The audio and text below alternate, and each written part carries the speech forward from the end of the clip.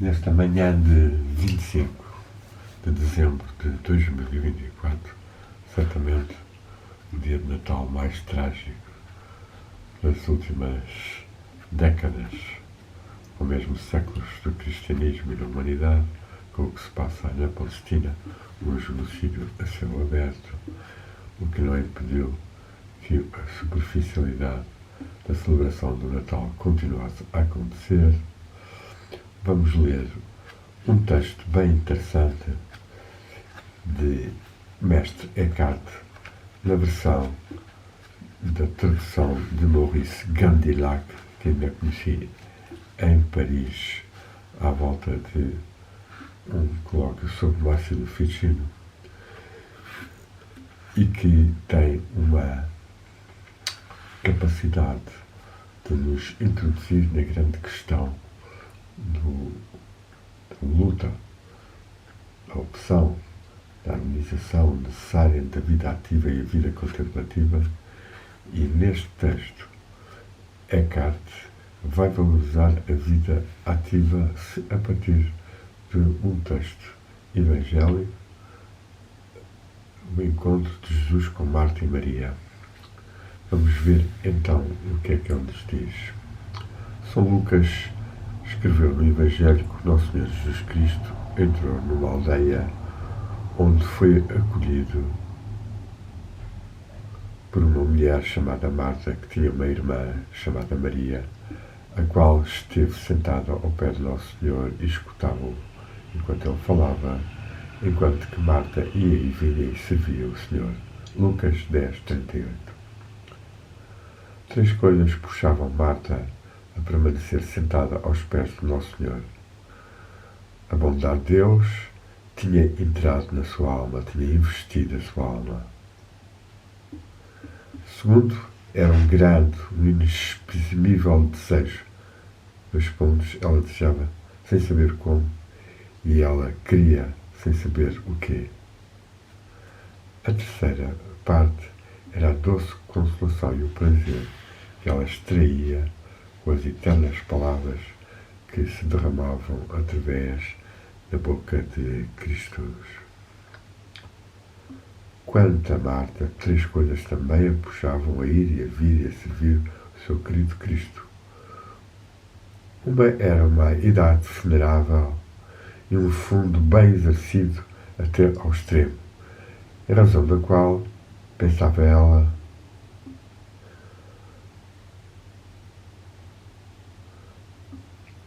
em razão pela qual a obra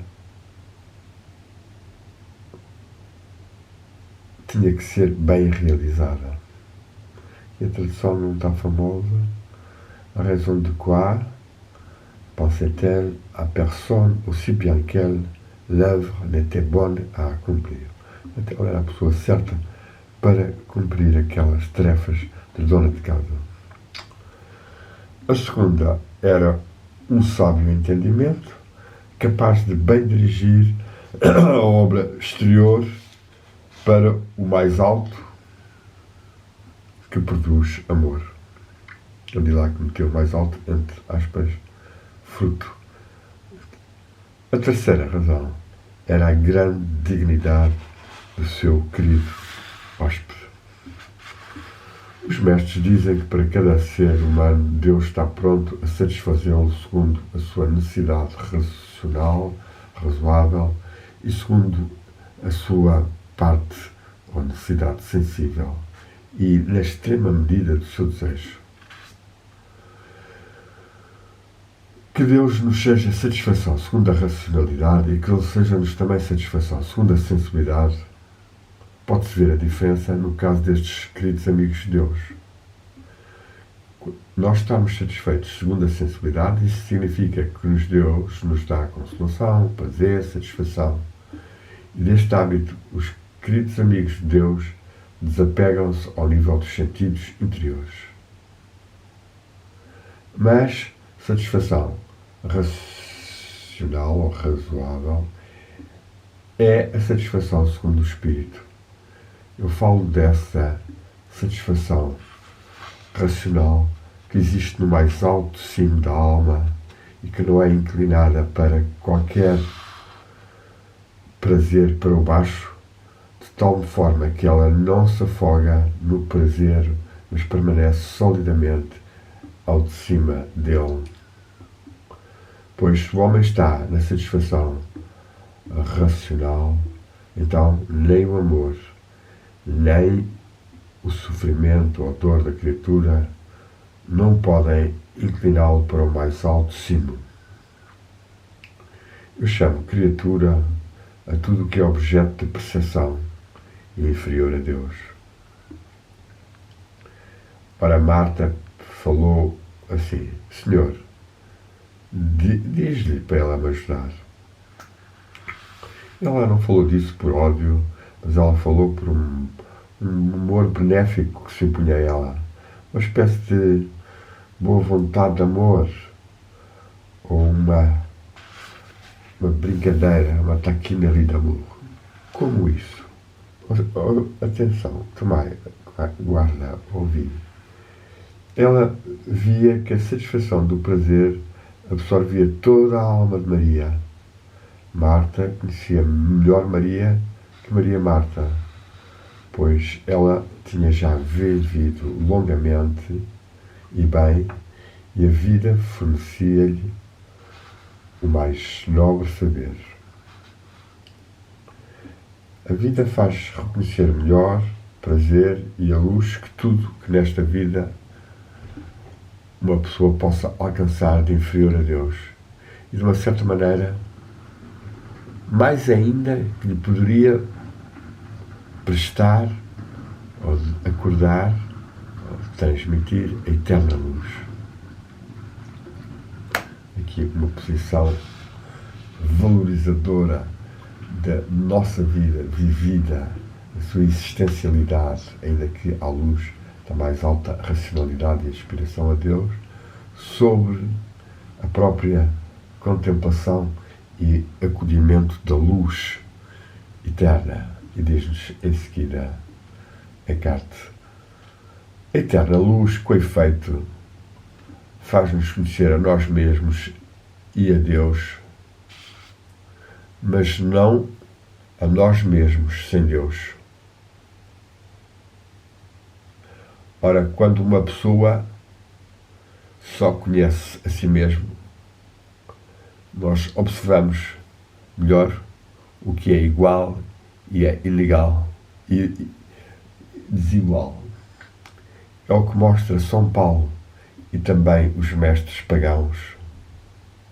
Aqui uma boa abertura já humanista à sabedoria dos antigos, à prisca teologia previnda desde os tempos imemoriais e que teve grandes seres no paganismo. São Paulo, no seu êxtase, no seu rapto, viu Deus e viu-se a si mesmo sob um modo espiritual em Deus, mas não foi capaz de conhecer adequadamente ou em medida, de modo preciso, nele de cada virtude. E isso devia-se a que ele não se tinha exercido em nada das obras, entre parênteses, podemos dizer, de serviço, de caridade, de abnegação. Os mestres pagãos, exercendo-se nas virtudes, chegaram a um tão alto conhecimento que eles conheceram a imagem, cada virtude, de modo mais preciso que Paulo ou que algum santo no seu primeiro rapto. Esta é muito interessante, esta valorização dos mestres pagãos terem chegado a um mais alto conhecimento de cada virtude que São Paulo. Era assim com Marta.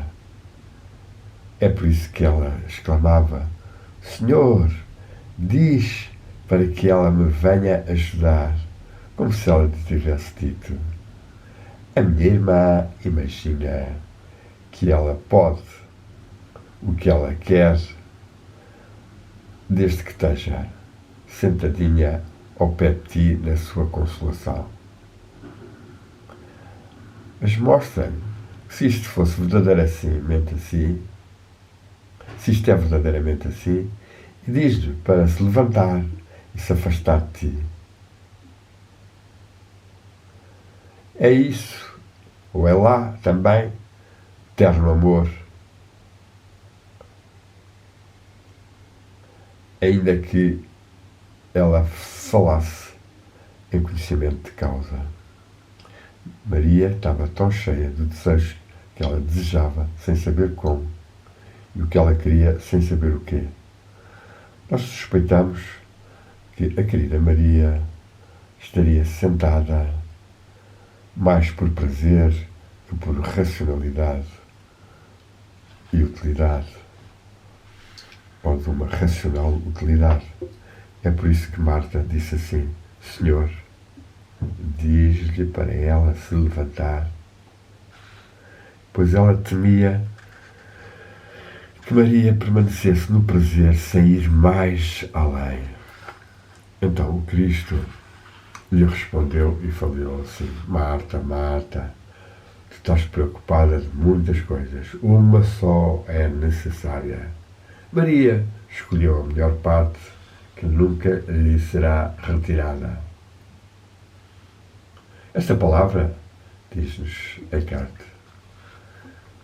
Cristo não a dirigiu a Marta em forma de uma crítica, mas ele respondeu-lhe e consolou-a que Maria se tornaria como ela desejava. Porque o Cristo chamou Marta e a nomeou 2 vezes.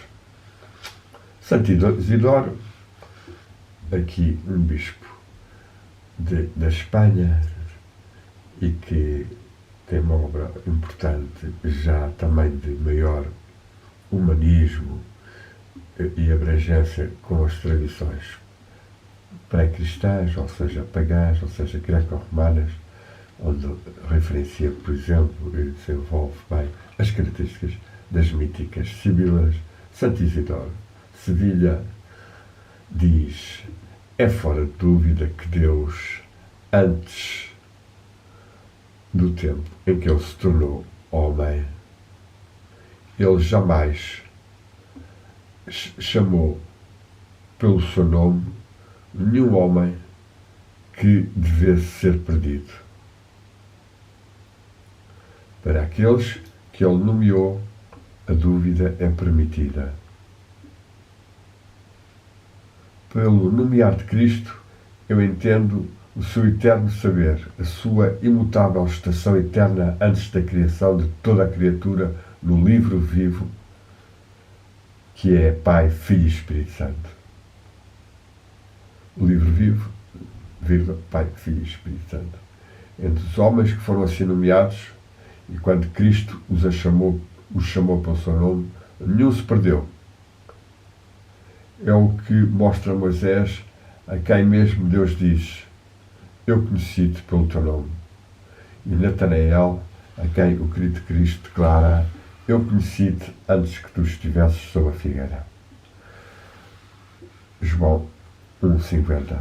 A figueira significa um coração que não se recusa de modo algum a Deus e, portanto, figueira na qual o nome está escrito para toda a eternidade.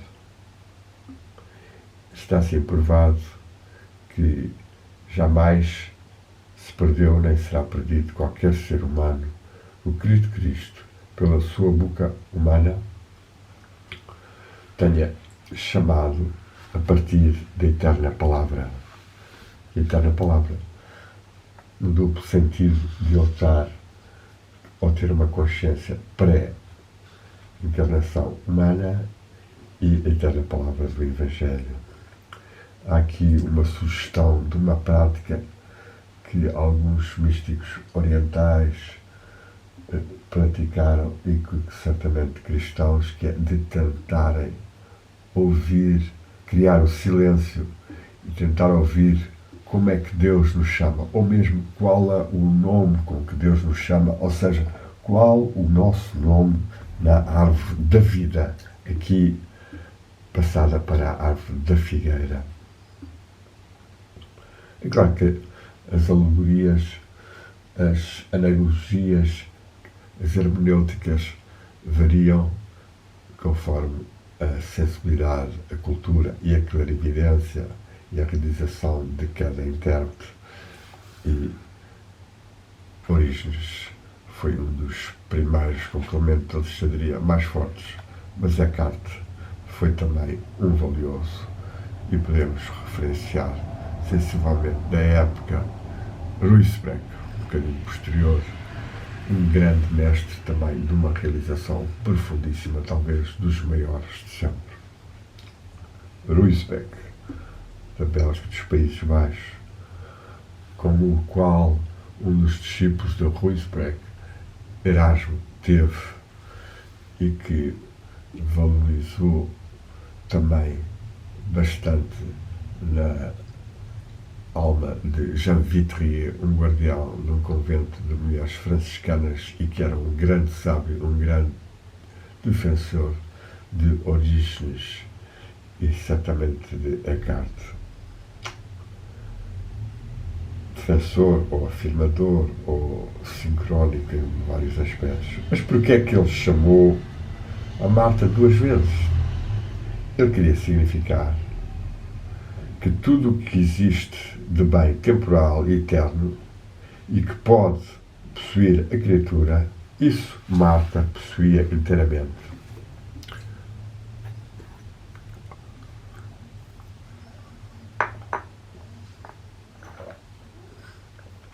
Ao dizer Marta uma primeira vez, ele designou a perfeição das obras temporais, e ao dizer a Marta uma segunda vez, ele mostrou de que nada do que pertence à eterna beatitude fazia defeito nela. É por isso que ele diz: tu estás preocupada, o que significa: tu estás bem perto das coisas, mas as coisas não estão em ti.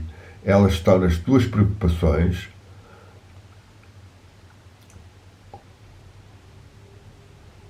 Elas estão nas preocupações daqueles que se encontram impedidos em toda a sua atividade, mas aqueles que não têm impedimento coordenam a sua obra, toda a sua obra, como é necessário, à imagem da eterna luz. Ou seja, Eckhart pede, segundo o que ele interpreta de Jesus, para que as pessoas, mesmo ao realizarem,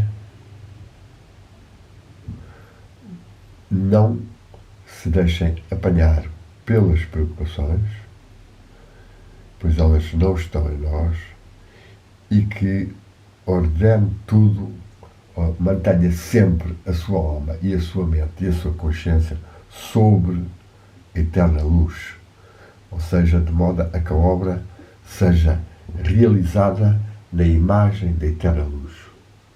Uma obra faz de fora, mas uma atividade é aquilo em que uma pessoa se exerce do dentro de si próprio com uma razoável circunspecção.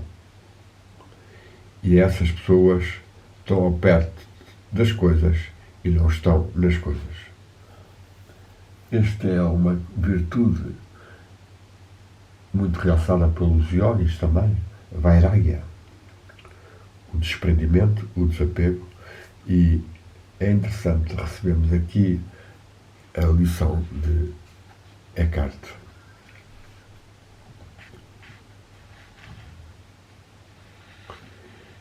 Eles estão muito perto dessas coisas, mas não têm nada como se eles estivessem ao mesmo tempo no alto, na periferia da eternidade. E bem perto dos planos da eterna luz ou da divindade, pois todas as criaturas são meios. O meio é dois tipos. Um é o segundo a qual se pode chegar a Deus, é a obra e a atividade no tempo, e isso não diminui a eterna beatitude.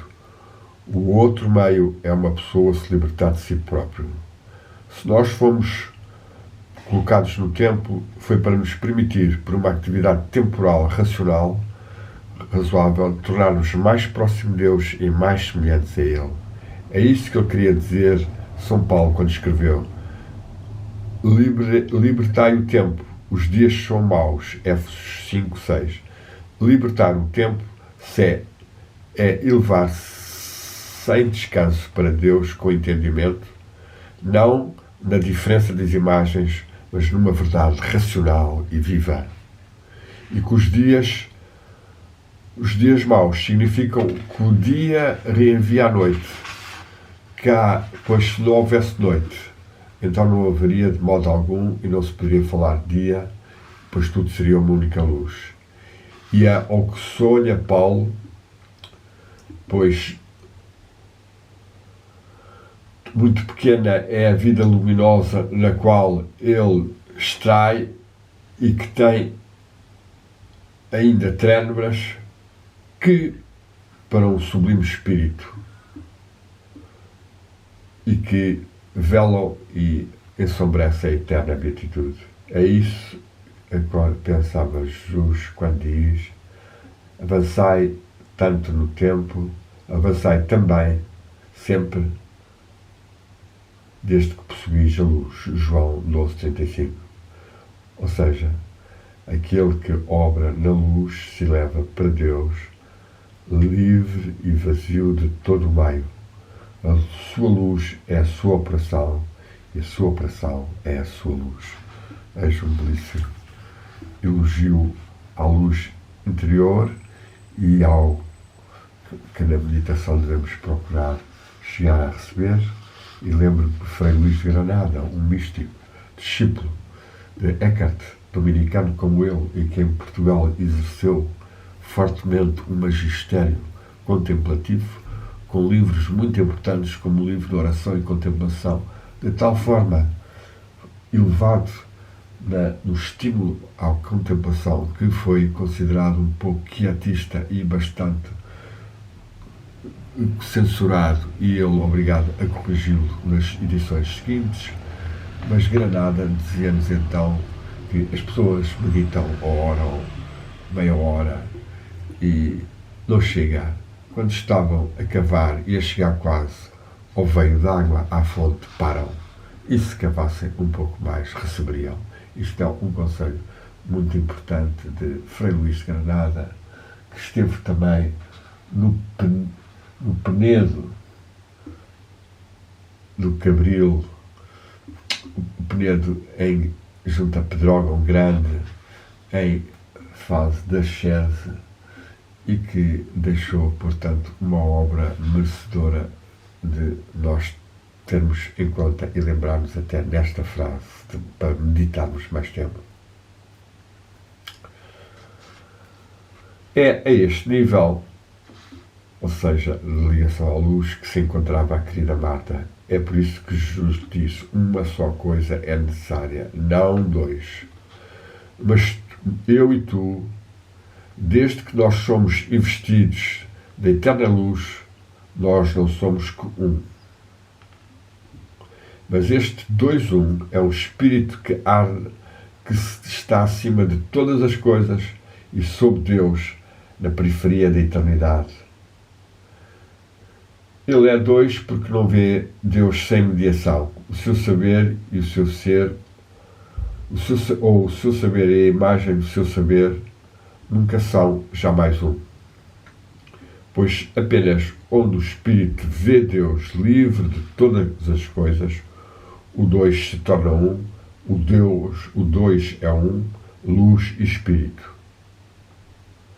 E então Deus é um no interior mesmo da eterna luz, da lançante no fundo, quase que o tal castelo da alma, ou da interioridade da luz.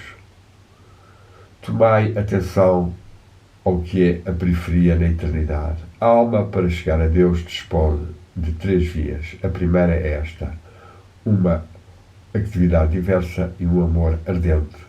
Procurar Deus em toda a criatura. É isso que se pode dar o pensamento do rei David quando ele falou assim: em todas as coisas eu procuro o repouso. Eclesiastes 24:11. A segunda via é uma via sem via, livre e, portanto, ligada, onde uma pessoa está elevada e raptada bem ao de cima de tudo e de si, sem querer e sem imagem, mas não tem ainda lá a sua estação, o seu estabelecimento, a sua permanência substancial. É nisso que pensava Jesus quando ele declarou: tu és bem-aventurado, Pedro, pois nem a carne nem o sangue te iluminam, mas a tua elevação no entendimento, quando tu me dizes: Deus é o meu Pai Celeste que te revelou. Segundo Mateus 16:17, interpretação de nosso amigo Acápite. São Pedro não viu Deus de modo puro, ainda que estivesse acima de toda a razão, raptado pela potência do Pai Celeste até à periferia da eternidade. Será aqui, queremos que o nosso amigo Eckhart está a exagerar. Eu digo que ele foi raptado sem o saber pelo Pai Celeste num abraço do amor ou num ardor de amor, com uma potência de tempestade, até se tornar um espírito ascendente, que ele foi raptado acima de toda a razão na potência do Pai Celeste. Lá, São Pedro ouviu uma palavra vinda do alto, uma doce sonoridade criada, mas livre de toda o gozo corporal, da simples verdade da unidade de Deus-Homem na pessoa do Pai Filho Celeste. Eu digo fortemente, ardemment, São Pedro, se ele tivesse visto no estado de natureza o que ele viu mais tarde, e como São Paulo foi raptado ao terceiro céu, a palavra do mais nobre dos anjos ter-lhe parecido grosseira. Mas então ele disse todas o tipo de palavras doces, das quais o querido Jesus não tinha qualquer necessidade, pois ele via também no fundo do coração e do espírito, lá onde se tem, sem mediação, na liberdade de uma verdadeira presença. É isso que pensava São Paulo quando ele disse: houve um homem que foi raptado e que deu palavras tais que são inefáveis para todo o homem. 2 Coríntios 12:4. Um texto que serviu de justificação dentro da Igreja e das dúvidas em relação aos estados das místicas e dos místicos, para aceitar que era possível esta elevação a planos de proximidade ou de unidade com Deus, e que eles são inefáveis para o ser humano. Algo sempre discutível, porque a consciência pode receber e ver e manter, apesar da subtileza e rapidez do que é vivenciado. Compreendamos então que São Pedro esteve na periferia da eternidade e não na eternidade a ver Deus na sua ipicidade, no seu próprio ser. A terceira via é a chamada a via, e ela é, portanto, pátria. É a visão de Deus sem mediação da sua própria ipicidade. Cristo diz lá: eu sou o caminho, a verdade e a vida. João 14:6. E vai terminar a gravação. com luz, amor, paz